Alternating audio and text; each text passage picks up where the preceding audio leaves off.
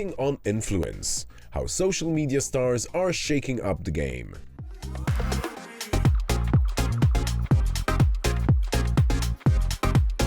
Okay, hello, a lot of people today here. Let me do a short introduction of myself, and our distinguished panelists will introduce themselves. Today we're speaking on betting on influence, how social media stars are shaking up the game.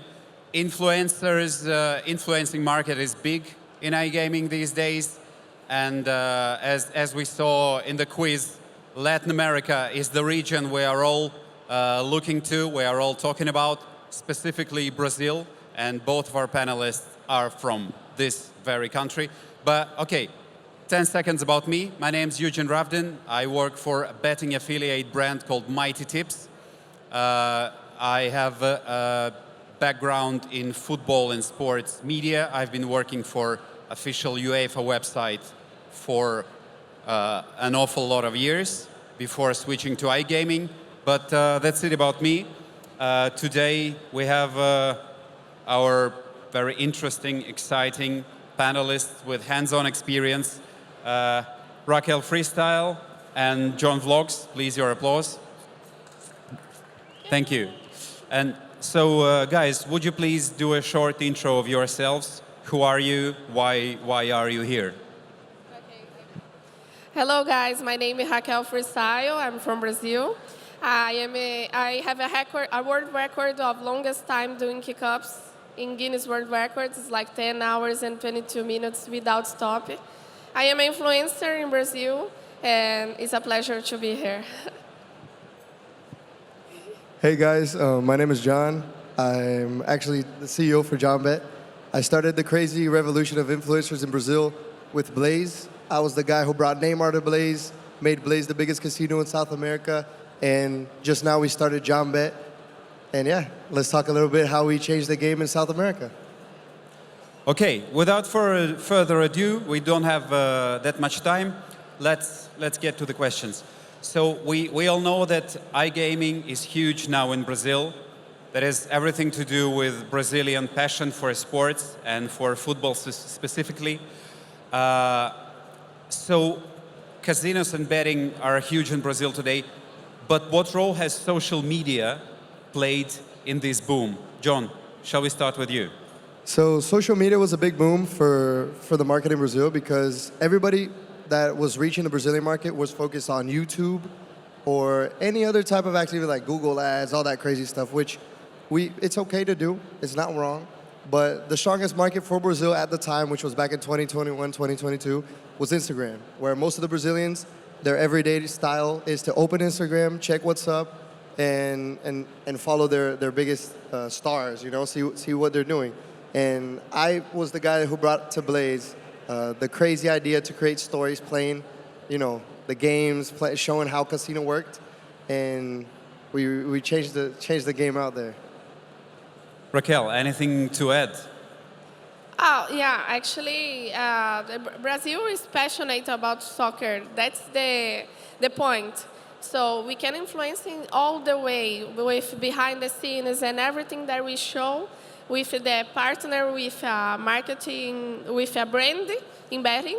We can go to be closer of the players and everything that shows how we can bet inside this field. So we help a lot the brands to connect with this audience of betting. And I think a key factor to add is how in the casino world, we can play the way we want. You know, we don't have to kind of like follow the structures. You know, influencers are used to getting huge PDF files of what to do and what not to do. And with the casino world, one of the main things that I assorted as an influencer, I was like, hey, if we want to reach the market and get them to like us, we're only going to have a T-shirt color that they can wear and the ones they cannot wear, which is the competitor's colors, you know? And we started just like that and let them be themselves. 100%, the influencer talking to their audience will reach way more than me as a company telling them, you got to tell about, you start your story saying A, B, C. No. You're going to tell these 3 factors in whatever way you have to get the message out there. And with that, we were able to reach, you know, millions of people out there. Can we say that influencers have some special power, especially in Brazilian football? And if yes, why is that? Is there anything unique that Brazilian influencers can give to the industry, to the sector from their point? Raquel? If we can give them this influence to them, sorry. Yeah, the question is why influencers have such an impact on Brazilian audience? Is there something unique that only influencers like you guys can give? Oh, I think it's about the passion. 90%, the studies show that 90% of the Brazilian audience are looking for sport information for betting in social media. So all the time they are looking, if the player is good, if they are healthy, how will be the match, and all the strategies for maybe tips for the bet. They are looking to us and trying to discover the best way to bet and to make money inside the game. I think influencers are big role models out in Brazil. So whenever the betting world started, around 2-3 years ago out there, we were major role models for a lot of people. And as soon as we started showing that there was more than just to watching a soccer game, they were like, okay, I can bet on my team, I can cheer on it, and make some money if they win. Let me see what's up with that. So I think it grew like really, really big whenever huge odds started popping. Crazy people, crazy influencers betting 10, 20, 30,000 on matches and showing profits with that. And it played a huge role into how betting works out in Brazil. You guys both work with betting brands. Some, like you work with your own, you work with somebody else's, but third party. But from your point of view, what are the most effective strategies for betting brands to connect with the Brazilian audience through influencers? I think a good point is sponsor teams, because Brazilians are passionate about their team. For example, if you are sponsor a team, of course I will be betting that company. So sponsor, ambassadors. Why? We are always thinking about, is it a good brand or not? So if you have a face, ambassador or an influencer telling about that brand, that shows that, okay, I can trust in that brand, so I will bet there. So I think it's the point. Maybe you can help me more. In my opinion, I go completely the opposite way. And that's how I shocked the market out in South America, because most of the companies, when they get there, they want to sponsor the largest teams. They want to sponsor the major parties. They want to show that they're big. It's crazy amount of money, but sometimes the guys there just enjoying the party and they're not really going to see your company. They're not going to go and bet on that company. Or they might just go to the soccer game to watch the game and not even bet on the team, So my way was, okay, we got a couple $1 million here to play with teams. We got parties. Let's do all that. But before we do any of that, let's run it into the influencer world, where we're going to get 50, 20, 30,000 euros into an influencer. You're going to get a monthly deal, 10 stories, and each stories of those are like 1 million views. You're going to get way more impact than you sponsoring a team with the guys just playing soccer, and you're going to be there as a major sponsor. I think influencers are the future for the world. It's a way to connect to people faster than what the old modern ways was, I think people don't watch commercials anymore. I don't think they look into teams to be like, I want to access that site because the team is, they have it on their shirt. I think they want to access the site because their favorite streamer or their favorite YouTuber or their favorite pop star is playing on that site, and they like the way the guy lives their lifestyle. They like the way the guy shows what they're doing, and they're like, okay, he seems like he's happy playing. Let me go over there. Right. The next question is more for you, Raquel. It's not a secret that sports betting, is a male-dominated industry. Yeah. So how difficult was it for you as a woman to become an influencer in a male-dominated sector? Maybe it helped you, or maybe it hampered you. Just share your experience. Yeah, we need to think 3 times more than a man when we speak and we say something, or when we play. But most of the time, it's not something bad because my audience, I am 92% men, my audience in my Instagram. So this is good because in betting companies, yeah, the target is men. So it's worked well, and yeah, actually we have to break many little problems, but it's okay. We can solve it. In my perspective as a marketing, and when I started with all the influencer deals, the main people that I searched for were hot girls because men love to follow them. And the guys are the ones that are going to be betting. So I sponsored 20, 30 girls in the first day. I got a budget. I just ripped it on 20, 30 Instagram models, and the results were amazing because That's good. I think they convert really well because most of their audience in Brazil are, as she said, males. She does soccer, like amazing content for soccer, so she has a lot of males watching who love soccer, and that guy will probably be on a casino betting, doing sports bet or roulette, something. Right. Let's talk a little bit about the regulation because Brazil is in a transitional period. As of the new year, the new regulation comes into force. So how does it affect your way of thinking and your way of doing things? What precautions should you or maybe brands take not to get in trouble with the new legislation? Maybe share your positive or negative experiences that you had. Yeah.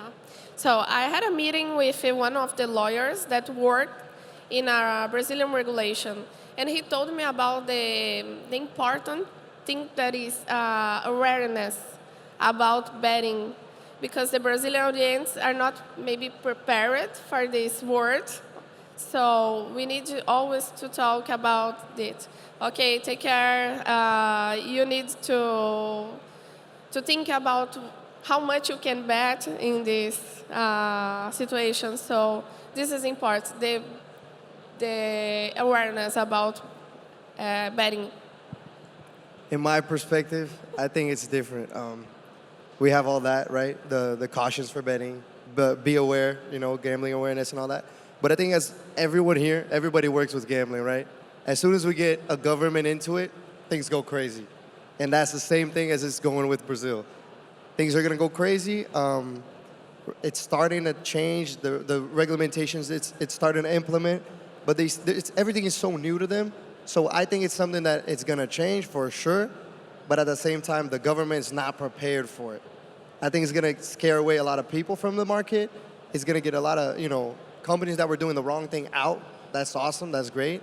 But I think as the right companies, the people who work right, that they're doing the right things, that have been, operating in Brazil the right way for many years, it's just going to affect them by, first, having to pay 30 million reais for the license. Second, they're going to have a KYC, which is really hard for somebody to get into the site and play, which is going to be face verification and proof of identification. So it's going to be where, okay, I make some money, I need to face scan myself to take that money out. That's going to scare people. So I think it just needs to put some of the casino owners with the government to talk to them to make things better for the client, I think they're going to just scare most of the clients out, and it's going to be a little bit of a chaos at the first, but me as a CEO, I'm scared. I don't know what's going to happen. A lot of people are just waiting to see what's up with the market, what's going to happen. Is it really going to scare the players? How is it going to affect the daily wagers on sites and things like that? I guess as in any transitional period, you have to minimize your risks and wait a bit for the storm to settle down. Okay, right, guys. You both have millions of followers on social media. What does it take to be a viral betting influencer?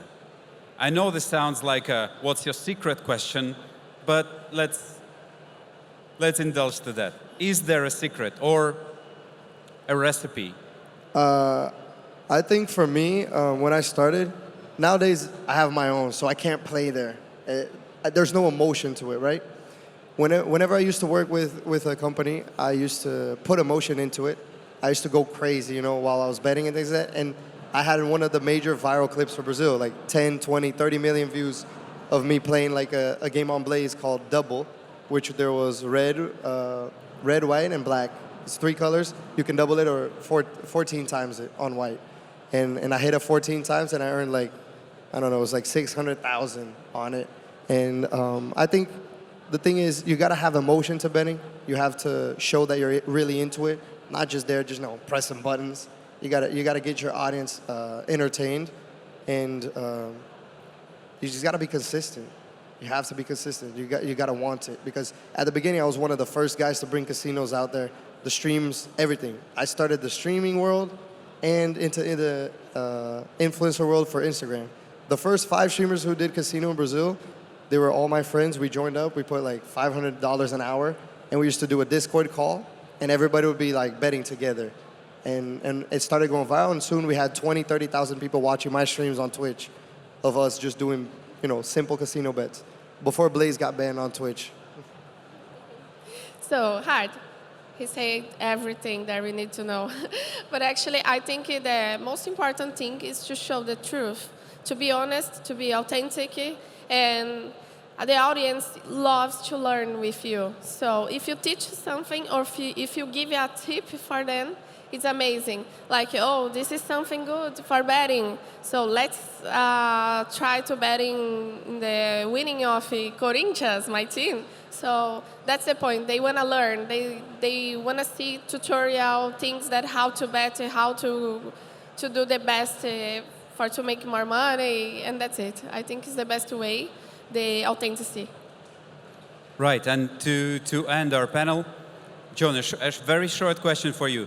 How many keepy-uppies can you do with a football? How many times can you juggle with the football? That's with her. But can you? Because I can do, I guess, 10. My personal best Man, is I think 10. it's even hard for me to do 10. I'm in the tech world. I'm not into the sports.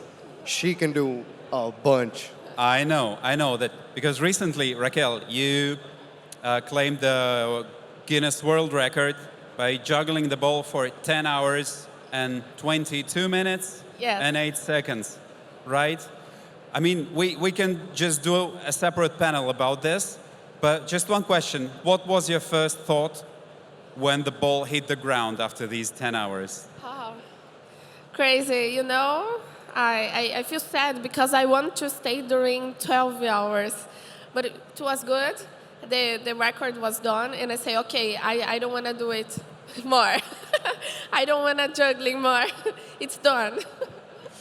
All right, guys, thank you very much for your insights and for your passion and for being yourselves.